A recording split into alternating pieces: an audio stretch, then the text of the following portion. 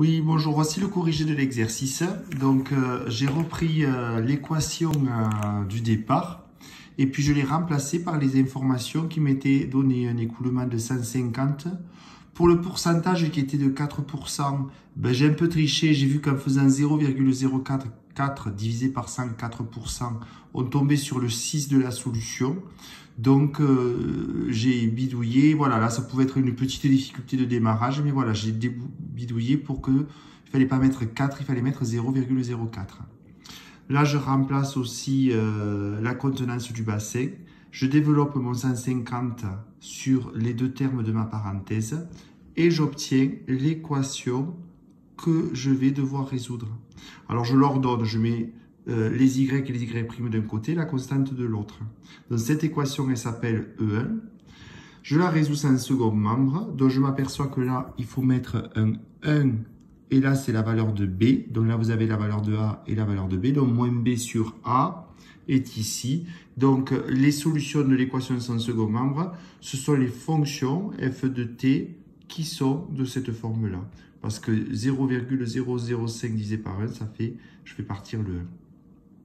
Après, on me dit, est-ce qu'il y a une fonction constante qui pourrait être solution de cette équation? Eh bien, je le tente en fait. Je l'appelle constante G. Quand je dérive une constante, ça me fait 0. Et je veux voir si cette fonction constante, elle serait solution de 1. Attention, pas E0, E1 avec le 6, pas le 0, le 6. Donc, je remplace Y' par G' et Y par G. Et en fait, je trouve que G de t doit être égal à 1200. Voilà. Donc, j'ai les solutions sans second membre qui sont ici. J'ai une solution particulière qui a la particularité dans cet exercice d'être une constante. Qu'est-ce que je fais pour avoir l'ensemble des solutions de E1? Eh bien, je les additionne. Donc, c'est ce que j'ai fait de l'autre côté. J'ai additionné les solutions de l'équation sans second membre avec mon équation particulière qui était 1200. En fait, après, il faut chercher la question, la constante K. Alors, on nous dit qu'au démarrage, il n'y a pas de pollution. Ça veut dire qu'à 0 minutes, il y a 0 pollution. Donc, je remplace T par 0. Donc, quand je remplace T par 0, ici, ça me fait 0. Il faut savoir que l'exponentielle de 0, ça fait 1. Donc, ça veut dire que K est égal à moins 1200. Donc, j'ai trouvé la valeur de K qui vaut moins 1200. Et je remplace donc K par moins 1200. Voilà, j'ai recopié mon équation. Dernière question, cerise sur le gâteau. On veut savoir combien de temps on peut se baigner sans qu'il y ait plus de 2% de polluants dans un bassin de 30 000 litres. Alors 2%, il faut faire ce calcul 0,02 fois 30 000. Ça fait 600 litres. Alors ce que je vais faire, je vais vous montrer calmement comment je rentre cette équation dans la calculatrice.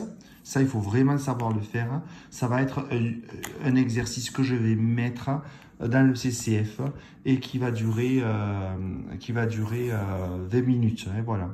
Donc, je reviens à ma calculatrice. Attention, hier, on avait fait des stats. Donc, pour voir apparaître son graphique, il faut vraiment faire disparaître les graphes.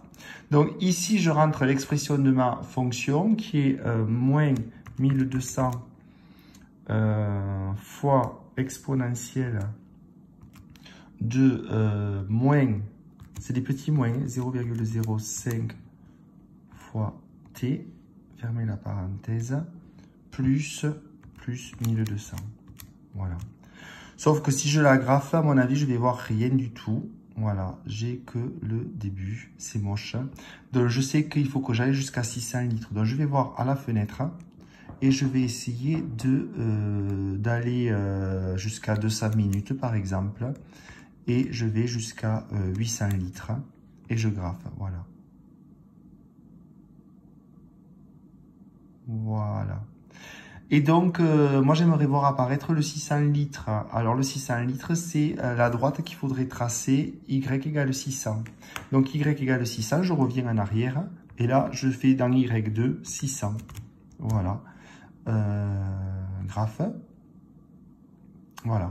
Donc, en fait, le temps, il va être donné. Ça s'appelle chercher l'antécédent de 600. C'est un terme technique. Mais bon, si vous tracez la courbe et que vous arrivez à trouver, en faisant des pointillés le jour du CCF, la valeur, c'est bien. Hein. Je peux aller à calcul et je vais chercher une intersection.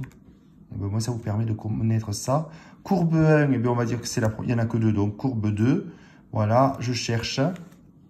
Et c'est super, ça veut dire que le x de l'intersection, c'est 138. Alors 138, ça veut dire quoi? Je vous le montre bien, pardon, 138. Ça veut dire que vous avez 138 minutes avant que le bassin se contamine à plus de 2%. Hein, voilà. Quand vous êtes à 138 minutes, vous avez atteint 600 litres d'eau polluée.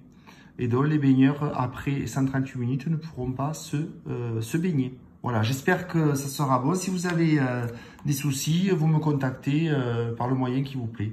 À demain.